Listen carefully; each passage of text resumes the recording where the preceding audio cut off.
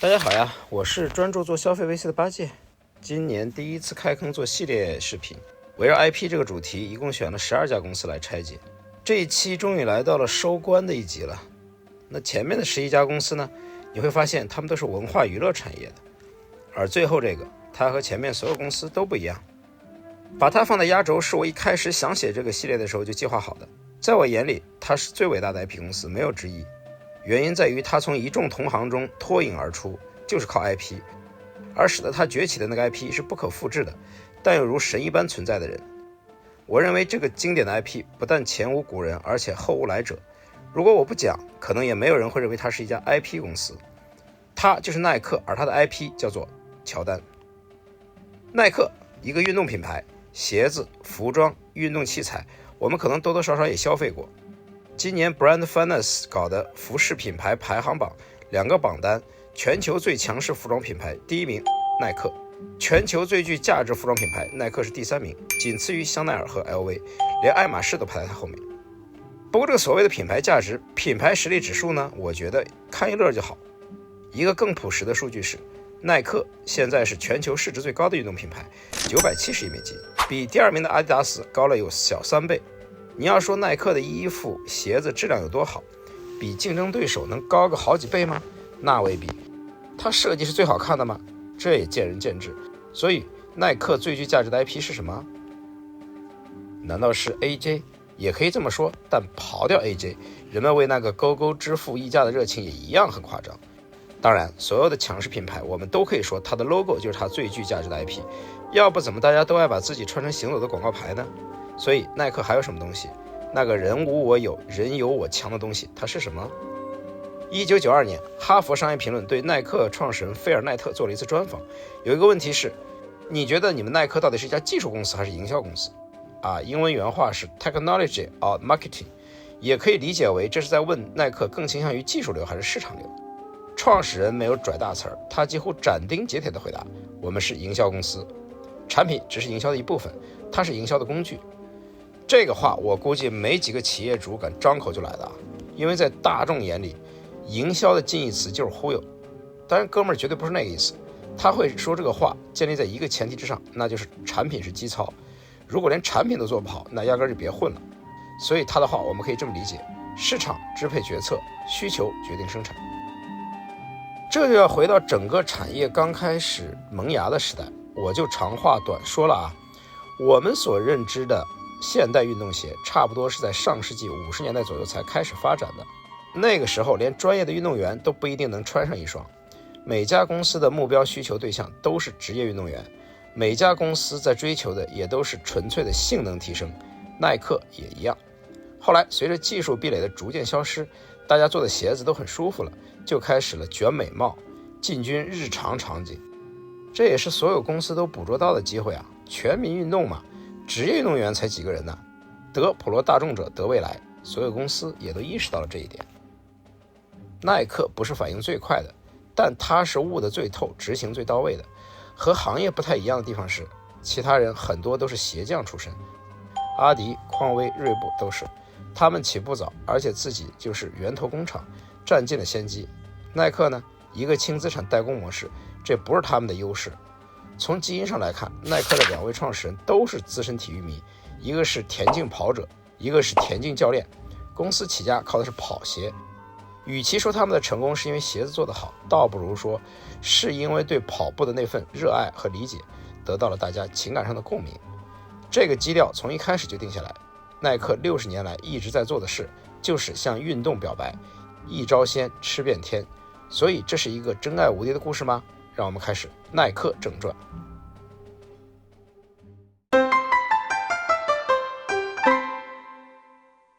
故事从上世纪50、60年代讲起，这一时期我们刚刚说了，运动鞋还是个很新鲜的东西，世界上好多地方都还没有专业运动鞋的概念。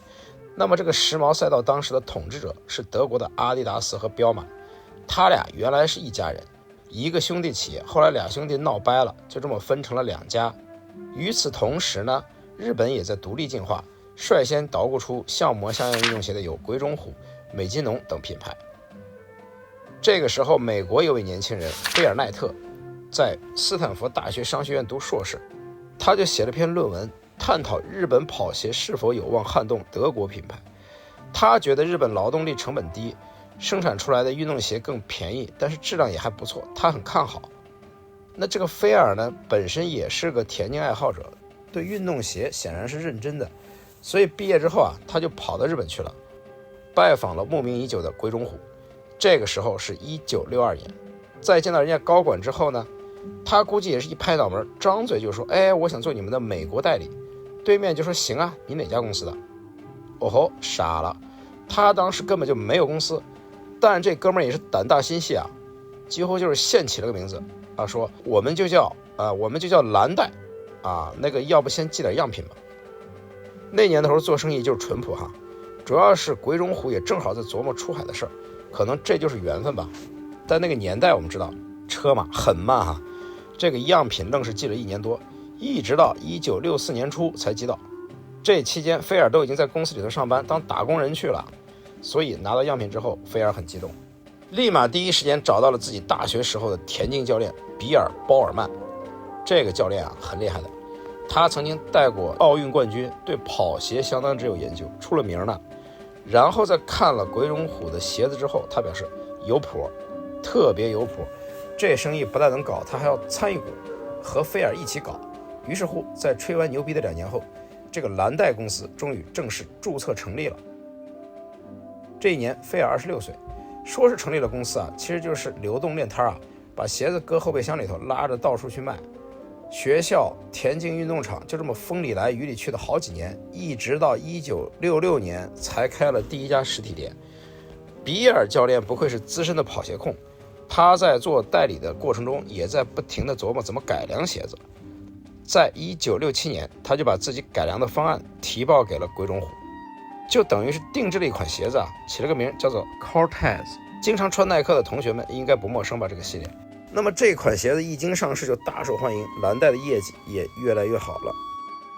不过业绩呢也意味着更大的压力，因为那时候啊公司就只能进货卖货嘛，进货就需要垫资，进的越多垫的越多，这个钱得从银行借，它还不好借。另一方面，鬼冢虎那边的要求也变高了，因为品牌在美国已经非常火了，他们就希望业绩能够突破一下，于是就干了2件事。第一，寻找新的经销商，这个事儿让蓝带很不爽。第二，和蓝带谈收购，就想着干脆把蓝带变成自己在美国的子公司嘛，想得挺好，但蓝带肯定不同意。拉扯了一段时间之后，2家人的关系已经基本上快崩了。那接下来怎么办呢？蓝带还想着卖鞋，但鬼冢虎指定是卖不成了，于是他们就赶紧联系了新的制造商，一不做二不休，干脆做个自己的品牌吧。是的，这个品牌就是耐克。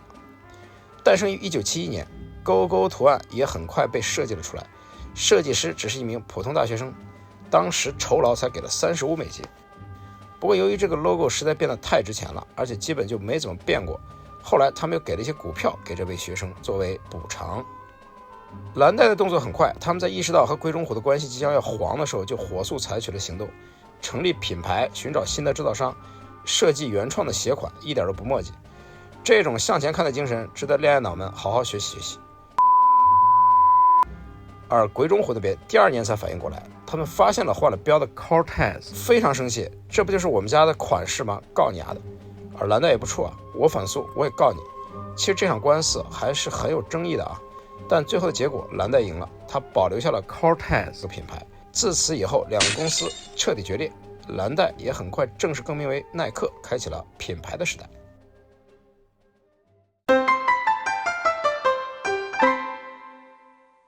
耐克的品牌基因里有2个很关键的东西，一个是对技术的追求，总能捣鼓出一些酷酷的新概念出来，什么气垫了、飞织、泡棉、碳板了，这么些年也是卷的同行们不要的。另一个是对故事或者说体育精神的顶级理解，而后者就是耐克缔造无数行业神话，把品牌塑造成为文化标签的核心能力。我们来慢慢拆解这一趴，先把品牌的发展史给过一遍。耐克的创始人啊，就是比尔教练，我们介绍过，他是一位资深的田径教练和跑鞋控。他在鬼冢虎代理时期就很积极的在研究鞋子性能的改良了。如果说 Cortez 不算的话，耐克真正意义上第一款原创鞋款就是1971年比尔发明的月球鞋，后来改名为华夫训练鞋。因为它这个鞋底啊，你们看像不像块华夫饼？其实它还真是比尔用家里的早餐机给压出来的。这个早餐机现在就陈列在耐克的总部。而耐克从一开始啊就有绑定运动员的意识，运动员的赛场就是产品的秀场嘛。1973年，公司签下了著名田径运动员史蒂夫·普里方丹，缘分是早早种下的，因为这个人曾经也是比尔教练麾下的一员，是菲尔在俄勒冈大学的校友。那么史蒂夫也是相当提气啊。在1973年至1975年的2年间，他创造了2000米到10000米所有距离的美国纪录，绝对是跑步界殿堂级的人物。对耐克，他是妥妥的真爱。而在其位谋其职，逢人就安利，逢人就安利，见不到人的寄一双过去也要安利。但遗憾的是，这位跑者于1975年因车祸而离世，年仅24岁。后来耐克总部以他的名字命名了一栋大楼，并且在公司签约的所有运动员中，只为他一个人树立过雕像。他是耐克在跑道上的第一个缪斯，也为后来的运动员系统打下了第一个样板。到70年代末，耐克已经在跑鞋市场奠定了霸主地位，他一个人就占了美国市场的 50%。而耐克并不是只深耕跑鞋，他横向拓展的很快，篮球、网球、足球，除了鞋类也开始做服装，奔着全品类综合品牌去了。1980年底，公司在纽交所上市，也正式开启了全球扩张之路。不过在那个时候，耐克主要还是跑鞋厉害，其他运动鞋的赛道嘛，都有各自的霸主搁那儿霸着。篮球鞋是匡威和阿迪达斯，足球鞋也是阿迪几乎给垄断了。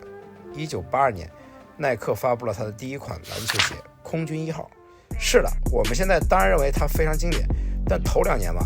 其实就没啥水花。要说这命运也是很奇妙啊。Air Force One 后来基本上是让嘻哈圈给带火的，现在成了个潮鞋。而篮球鞋这块，直到那个男人出现，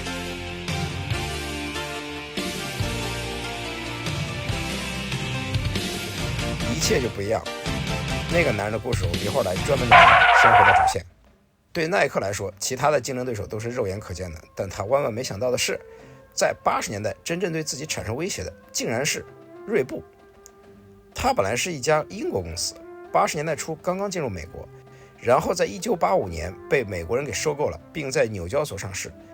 好，这个锐步啊，怎么说呢？非常的时髦。当时的耐克比较偏男性化，满满都是雄性荷尔蒙，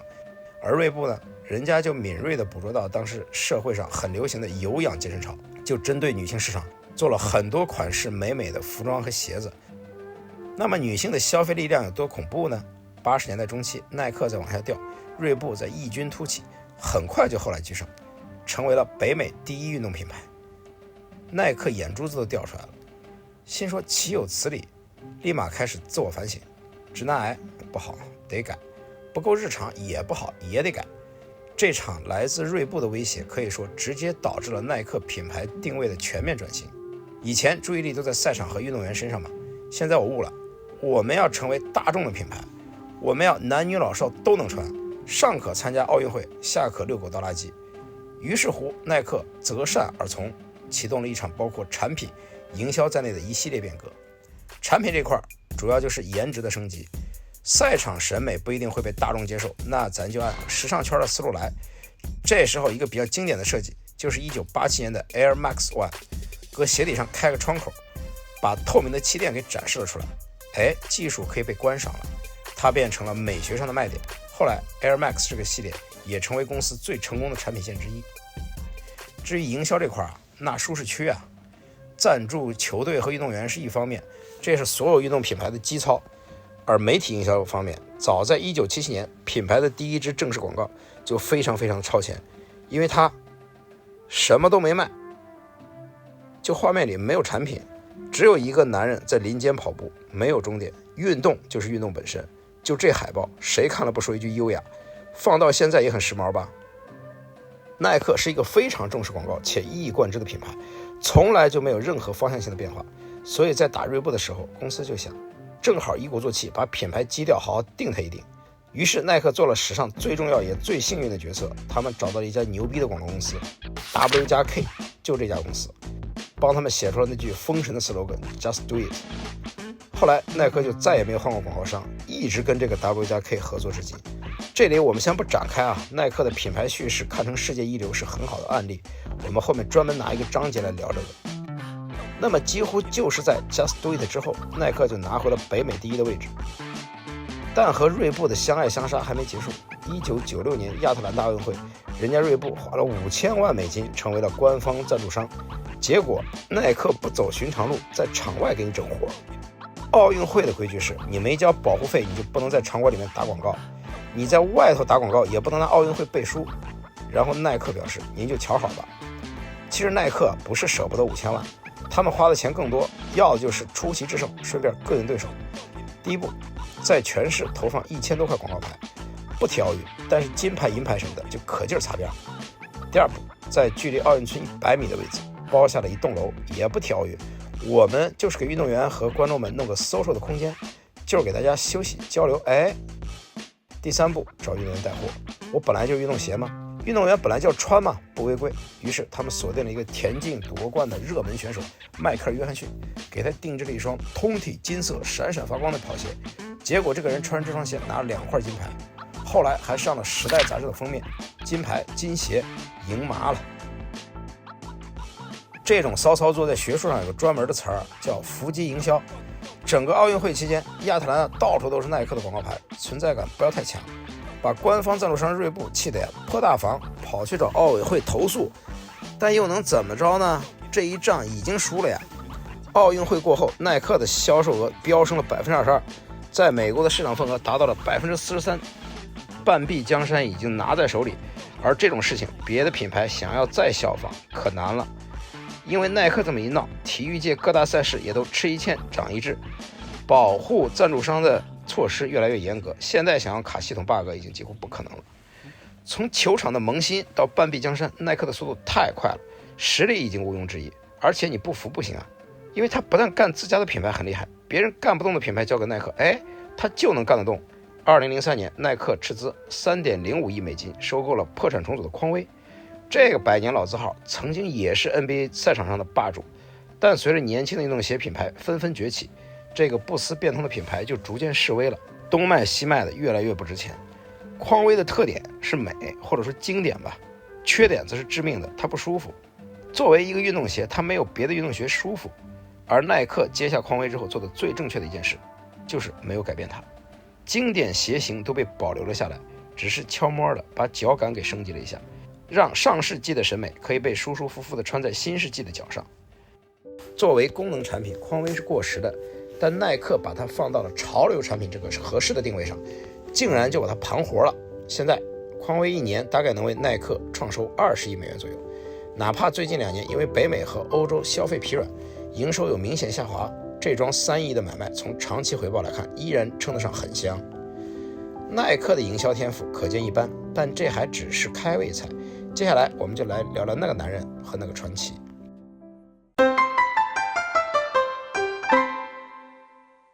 对耐克而言，运动员是品牌资产中极其重要的一部分。前面说过，他们从一开始就不仅仅只满足于弄个肖像权、带货的代言人模式。那个模式是，你看这么牛逼的人都穿耐克，这个世界上各行各业的绝大多数品牌都是这种沾光逻辑，现在也是。但耐克的逻辑是，你看这个人对运动是认真的，对运动认真的人都穿耐克，哪里不一样？就是那个高高在上的东西，它不是明星，也不是产品，而是对运动的态度，是体育精神本身。而体育精神是我们每个人都可以拥有的。所以耐克从来就不是在造神，它造的是一种信仰。理解了这一点，我们再看耐克的运动员系统就豁然开朗了。70年代末，耐克在全美范围内搭建起一支专业球探团队，就跟星探一样，专门负责发掘有潜力的年轻运动员，在他们还没火的时候先下手为强。那么正是这套机制让耐克在1984年相中了那个男人迈克尔·乔丹。1984年 NBA 第37届选秀大会，芝加哥公牛队用第3顺位选中了当时正在北卡读大3的乔丹。乔丹是耐克的首选，但所有人都知道，乔丹本人喜欢的其实是阿迪。他从小就穿阿迪，比赛的时候也穿匡威，因为匡威好歹也是 NCAA 的官方赞助商。至于耐克一个做跑鞋的，他根本就没放在眼里。当时的局面就像一场苦涩的三角恋，耐克单恋乔丹，乔丹仰慕阿迪，而阿迪呢霸道海王一个，因为他在篮球领域已经手拿把掐了嘛，所以他的态度就是不排斥多签一个球员，后宫很大，给你封个贵人就不错了。乔丹毕竟还年轻，饶是如此，他还是一门心思想签阿迪。面对这种情况，耐克拿出了最大的诚意，首先是超能力，给乔丹开出的条件是5年250万美金，这还不包括销售提成啥的，平均1年50万，这也是 NBA 历史上最大的新秀代言合同。之前的记录是詹姆斯沃西跟辛百伦签的8年合同，也才每年15万美金。然后呢，这还没完，还有真诚派，你来我们这儿，我们给你单开一条线，你不是耐克的代言人，你就是 Air Jordan。 是的，为了拿下乔丹，耐克决定为他量身定做一个子品牌，他就是 AJ， 专属的设计，专属的 logo， 没有任何一个运动品牌干过这种事情，可见耐克是志在必得。后来的故事我们就知道了，乔丹带着一丢丢不情愿选择了耐克，但他还是尽职尽责，开始穿着耐克去打比赛。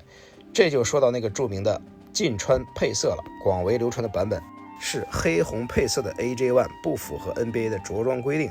被禁了，结果反而火了。这个版本是耐克希望大家去相信去记住的，因为它是一个美妙的传说，讲起来很带劲儿。但耐克的官网其实也详细记载了真实的历史，那就是禁穿配色其实是另一个款式 Airship， 并不是 AJ。 Airship 算是 AJ 的前身吧，在刚签下乔丹的1984年 AJ 还没做出来呢。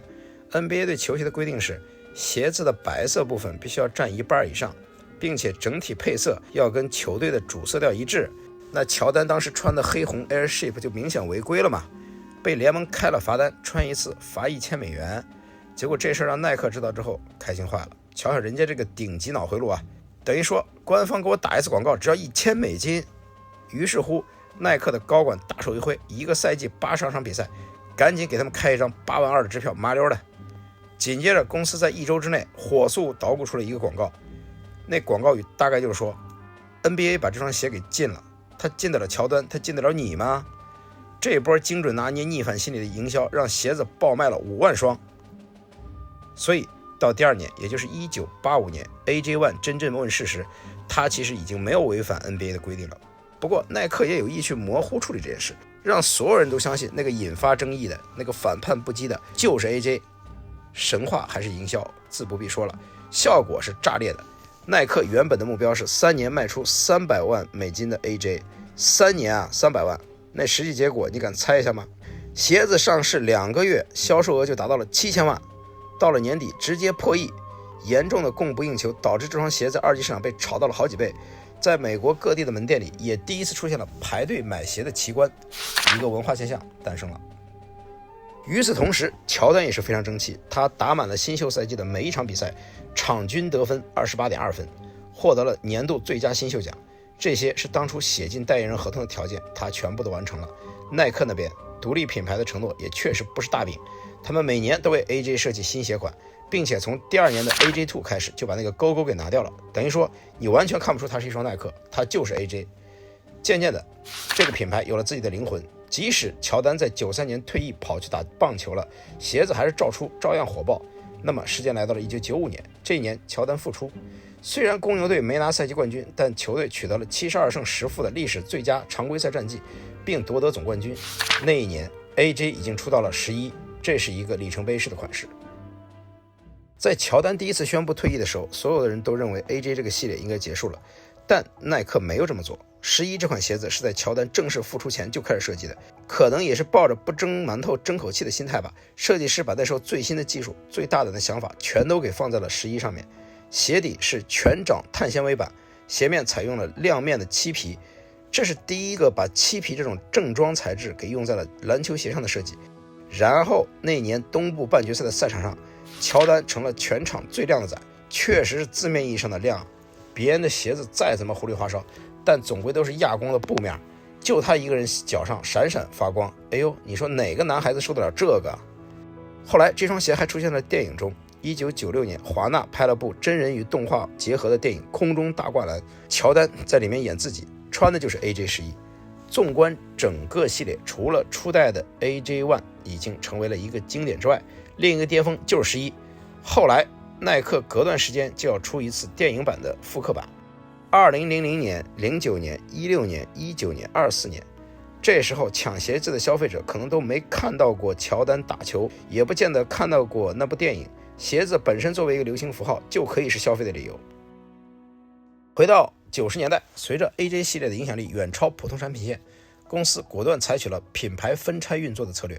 1997年，耐克正式把 AJ 独立出来，它不再是耐克下面的一个球鞋系列，不是 Nike Brand， 而是真正的独立品牌，是 Jordan Brand。这意味着它不必完全受制于耐克主品牌的框架，可以发展自己的品牌性格，用自己的设计语言，走自己的市场定位了。所以后来除了球鞋，乔丹这个品牌还拓展了很多其他产品品类，比如说服装、配饰等等。故事因篮球和男人而起，但现在它已经不再局限于篮球和男人，成为了一个成熟的综合时尚运动品牌。当然顶梁柱依然还是 AJ 的球鞋啊。耐克惯是会搞饥饿营销那一套，限定款抽签才能买，他那个算了，不聊这个一提起来我就来气。乔丹本人在2003年正式退役，但他依然享有乔丹品牌的版税和销售分成。过去6年，乔丹的营收增长了150%。作为耐克旗下最赚钱的品牌，去年他一个人的年营收已经突破了70亿美元，占整个耐克公司的将近16%。他一个品牌就已经相当于很多上市公司的收入规模了。按照5%的版权来算，乔丹去年1年在耐克这儿的被动收益就有3.5个亿，这比他 NBA 生涯里全部的工资加起来还多。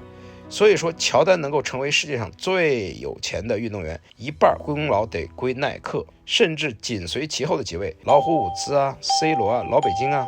他们都是签了耐克的。老虎解约了，耐克也收缩了高尔夫产线，但是 C 罗和老北京都是终身合同，对耐克来说，第二个乔丹的可能性是永远不会放过的。通过多年的积累，耐克的运动员体系已经成为他的核心竞争壁垒之一，而他的策略一直都是押宝，赌一个新人未来会成为巨星，到现在也是。在和投资对象共同成长的过程中，耐克是不会轻易放弃他们的。我们一开始就说，耐克要的不是沾光，而是把你身上的英雄气概，把你的体育精神给提炼出来，融入到耐克的品牌价值中去。这件事如今已经干得炉火纯青，以至于好多运动员宁愿放弃别家的天价合同，也想签耐克。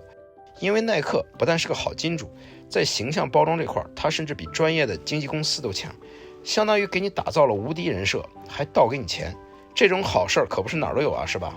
我们可以稍微 Q 几个案例。一个是刘翔，在他因伤退赛后，耐克仍然在支持他很多公益活动，依然把他奉为品牌形象大使，直到其退役。在刘翔发布的退役微博中，他唯一提到的赞助品牌就是耐克。还有一个咱们可能不太熟，美国有位橄榄球运动员叫做科林·卡佩尼克，曾经因为在赛场上一个民权抗议行为而被职业联盟 NFL 封杀，但是耐克依然把最重要的广告给了他，并且旗帜鲜明地支持他的立场。为什么可以支持？因为那是勇敢，是反叛，是一个英雄会干的事儿。而什么时候耐克会放弃一个运动员？当你有损职业操守，当你德行有亏，当你玷污了体育精神的时候。当然这种时候也不可能不放弃啊，任何品牌都一样，只是说耐克喜欢的人他不见得需要多完美，但一定要很酷，一定要很努力。比如老虎伍兹，他是勇闯白人精英运动领地并颠覆阶级壁垒；科比他是凌晨4点曼巴精神；还有一个网球运动员大阪直美，当他因为心理问题而退赛的时候，耐克也是立马一个果断的支持加赞助，还围绕运动员的心理健康主题做了一系列的营销。所以说在品牌叙事这块，耐克绝对是行业里头拔尖的。他在很早期的时候就确立了方向，接下来数十年如一日的反复说，直到把自己说成了体育精神的代名词儿。对耐克来说，文化价值不是一个锦上添花的东西，它跟产品一样重要，甚至更重要。因为技术是会被对手追上的，潮流也是大伙儿轮值的，唯有共同信仰这个东西是无可替代的。所以接下来我们来聊耐克品牌文化的核心 Just Do It。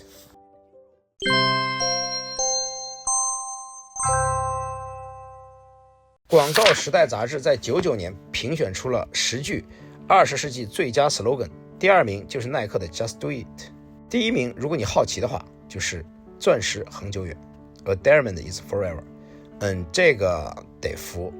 Just Do It 的天才之处在于它的模糊性和开放性，它没有告诉你做什么，所以你想做什么都可以，干就完事儿了。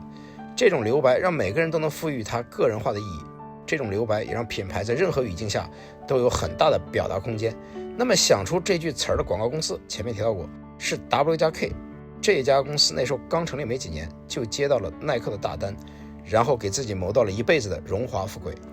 Just Do It 诞生于1988年，这是耐克历史上关键的转折期。当时耐克正在与锐步激战，需要一个能够统一品牌声音、提振士气的营销公式。这个任务交到 W+K 之后，他们就在那想啊。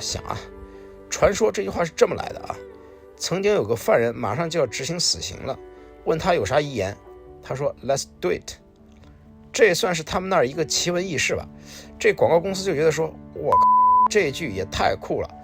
如此干脆利落，如此的生死看淡，自负且决绝。于是他们就把这句话稍微改了一点，去掉了主语，语气也更果断了。耐克采用了这句稍显强硬的命令式 slogan， 这很耐克，因为在没有这句话之前，他们的广告里已经就很有 Just Do It 那味儿了。林间跑步的身影是吧 ？Just 跑。NBA 进不了你是吧 ？Just 穿。把这句话贴到之前的广告上去，也是毫无违和感啊。接下来 Just Do It 的第一支广告片为耐克的品牌叙事定下了基调。一个80岁的老头晨跑穿过金门大桥，依然没有展示产品，没有任何卖点，30秒的广告就像一个记录运动日常的随手拍，然后画面结束 Just Do It。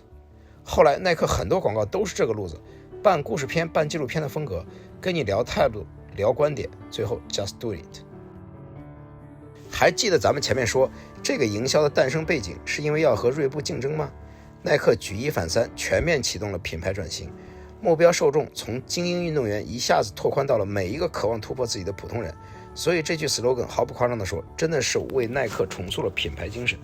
从一个竞争属性的性能品牌升华为了激励人心的情感品牌。而这个转变做得如此自然，如此不露痕迹，以至于大多数消费者甚至都没意识到这个转变的存在。相比之下，锐步的女性健身的定位就显得太狭窄了。虽说也不能把成绩全部归功于一句 slogan 嘛，但自1988年起的10年间，耐克的市场份额净增25个百分点，销售规模翻了10倍有余。我们把它归功于品牌的格局打开了是没毛病的。而 Just Do It 它完美的诠释和表达了这种格局，它甚至已经超越了体育，可以诠释我们日常生活的方方面面。面对考试，面对工作，追求梦想，追求 crush。 那么在30多年的传播历程中， Just Do It 也不是一成不变的，而是一直在跟随着时代不停演化。早期它比较强调突破惰性，勇敢行动，背景是鼓励全民健身嘛。到了千禧年代，营销主题就更多的放在了张扬个性、挑战权威上，这是鼓励大家去表达自我。再后来，随着社交媒体兴起和各种社会议题被放在台面上讨论，这句话又可以承担起公益的属性，什么爱了、平权了、孤勇了，总之咋说都行。一个正向的行动口号，你可以往里头不断添加新的故事和意义，套用各种各样的价值观。而这个模板最高明的地方就在于任何的个体都可以有解释权。你比如我今天想吃2斤炸鸡 Just Do It， 我想逃离北上广 Just Do It。 所以你发现这句话作为品牌 slogan 的终极商业意义了吗？就是无论我是谁，选择耐克都很我，这才是最绝的。营销的最高境界就是超越卖东西，来到贩卖精神、贩卖身份认同的维度。这东西人们特别需要，即使品牌自己不做，消费者也会替他们做。就比如白女3件套吧，是吧？我们今天集齐这3件套出门，我展示的就是一个身份认同。如果哪天这个身份抛弃了他们啊，换成别的牌子了，我也就跟着换了，品牌忠诚度不存在的。还有，你还记得哪里贵了这个事儿吗？当时因为这个事情，很多老国货品牌迎来了一波泼天的富贵，但你看他们现在还富贵吗？所以价值这种东西必须要自己给自己，不能指望消费者一时冲动。耐克这辈子都在经营体育精神这个 IP， 虽说它是个很普世的东西吧，谁都能经营，但确实还没人能把这种绑定做到和耐克一样的深度。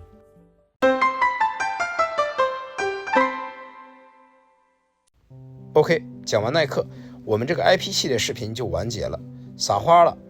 如果说前面11家公司给我们展示了内容、算法、渠道、生态、粉丝这些维度的胜利，那耐克这一战我觉得最厉害了，因为它是 PUA 的胜利，它是信念的胜利。盗梦空间不也有云吗？给人植入一个想法是最难的，耐克这么多年反复说，只为给用户植入一个想法，这个想法就是穿上勾勾就是干。虽然但是在商业的现实中，信念也不是万能的。耐克首先还是一家非常典型的消费品公司，商业模式的底层依然还是卖鞋卖衣服，压成本控库存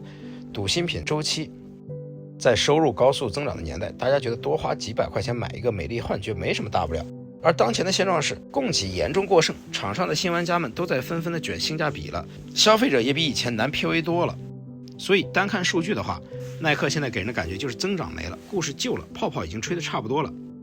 2024年耐克的总营收大概是514亿美金，净利润57亿，整体还是一个非常健康的大集团体系。粗暴一点的比方，就是每卖出去9双鞋，利润就能抠出来1双。这里边直接面向消费者的耐克自有渠道，包括官网、自营店和 APP， 大概就贡献了40%多的营收比例。